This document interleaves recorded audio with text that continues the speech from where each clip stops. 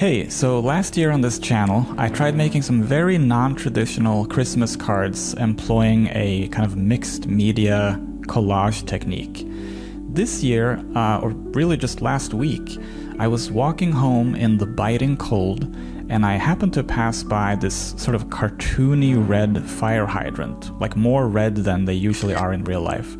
And it had some kind of golden yellow tones on it as well, and I thought, this is actually kind of a Christmassy object in a sort of downtown New York grungy kind of way. And I thought I should try to draw it and color it using my new watercolor brush pens, which I have no idea how to use. This sideways shot is kind of a dumb way to film myself drawing, but don't worry, I figured out a better angle later in the video. The context here is that I am a designer, an animator, and artist who has not used natural media in well over a decade. I've been making things digitally. When I went to art school, I barely got in because my drawing skills were questioned by admissions. By the end of my foundational classes in my sophomore year, I had earned an A+ grade at the very top of my class. I definitely, I did get better at drawing over those 2 years, but more than anything, I think I just probably worked harder than many of my classmates. I was certainly not the most talented artist there. I mean, not even close. I just put in more time. But ever since graduating art school, I've let my drawing skills fade away, as you can see here, while pursuing a career in digital realms. I'm embarrassed by how bad I am at drawing now. So as I'm trying to draw almost nonchalantly here and trying to figure out how to color with these things, I really hate how some of these lines look. They just look like someone who's bad at drawing, as opposed to someone who's loose and relaxed and confident in their approach. And that's my thing, like I've been wanting to kind of try to loosen up in terms of how I approach drawing, and it's difficult. I have gotten more interested in drawing and painting again recently, probably as a reaction to the rise of AI and the corporate smoothness we see everywhere. So I'm specifically wanting to make, these really loose and imperfect drawings, but drawings that have a certain life to them. And like I said, that's very difficult for me. I've always been someone who does better with careful lines than the sort of casual, expressive, sketchy feel that I always admire in other artists. By the way, this was a terrible decision to try to add a dark background here. I really don't like that. But I wanted to try these watercolor brush pens because I was hoping I could get some of the loose and uncontrolled feel of watercolor, but with the comfort of a drawing tool that I'm more used to. But I think the way I used them there it's not much different from coloring with markers. So here I'm trying another one. I'm trying. It's like this awkward space between being precise and being loose, and it ends up nowhere. I threw that one out. And I don't know that these even iteratively get that much better. It's a little bit all over the map, It's like there's some things that are a little bit better about some of them, and then there's other things that are worse. I think this one looks like it has pretty good dimensions. Like it feels relatively accurately captured, but I don't know. There's just something about it that doesn't quite work for me.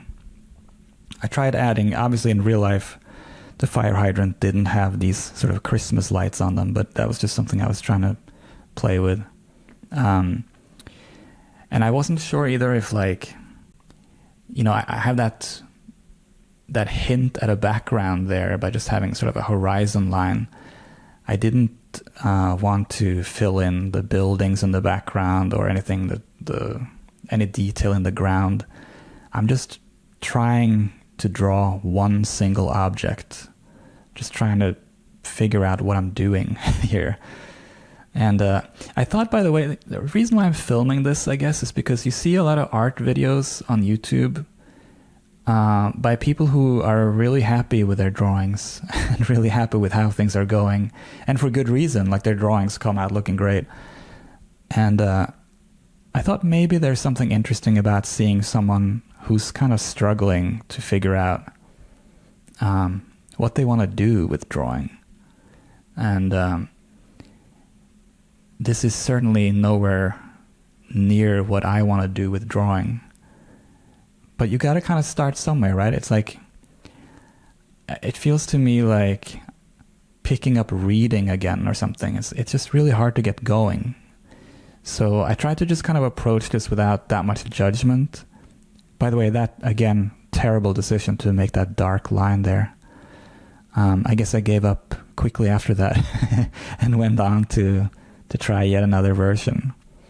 I think here my insight was that as I'm experimenting with these watercolor brushes, I felt that maybe part of the problem was the scale. Maybe I needed to go a little bit smaller because that lowers my resolution, you might say. I spoke a little bit about this in a recent video I did called On Zooming. But the problem here is that I didn't go small enough. So I'm going to remedy that soon enough in this video, you'll see. I do think, again, you know, this drawing in terms of scale or like proportion and stuff, it's not terrible. But the line work is not very good. The way I'm trying to define the top of the hydrant there is, I don't know, it doesn't really work for me. I think I got slightly better results with the coloring here. Put in a little bit of shadow under those lights and stuff. But the thing that's happening here is that I'm getting more precise, so I'm kind of returning to what I'm comfortable with. And that's really defeating the purpose of what I was trying to achieve with this experiment. I wanted to see, like, can I get a little looser? And here I'm trying to do that by adding water and like rubbing it around with my finger and stuff. This is absolutely insane. And it doesn't end up looking great. But at least I got a little something that looked a little bit more like I was using watercolor brushes. Now here, weirdly, this worked out better than I thought. This looks like an absolute disaster here. And I don't know why that pen didn't like spread properly. But then when I started adding this yellow, it was really able to blend really well. And it got actually quite painterly. And what I'm trying to do here is actually to put in the color first and then draw on top of it. It's something that I was sort of inspired by this YouTuber I've been obsessed with lately. His name is Drewscape. He does comics and he experiments a lot. And some of the things he does is occasionally he will put down color first in the form of watercolor or sometimes acrylic paint. And then he'll draw on top of that. It didn't work out that great for me there, but I felt I was kind of onto something, because what was fun for me to realize is that this kind of painting layer ends up functioning as kind of a sketch for me. So it's like I'm still avoiding sketching because I don't want to be so precise, right? So I'm trying to get rid of the sketching stage. But I sort of came to realize that by doing this color layer first, that color ends up acting as a bit of a guide for me in terms of where to place my lines later on. And yet I can also kind of correct it a little bit by drawing, you know, I can extend things or draw beyond or whatever. So here I've been going sort of smaller and smaller, and I realized, you know, I need to go real small.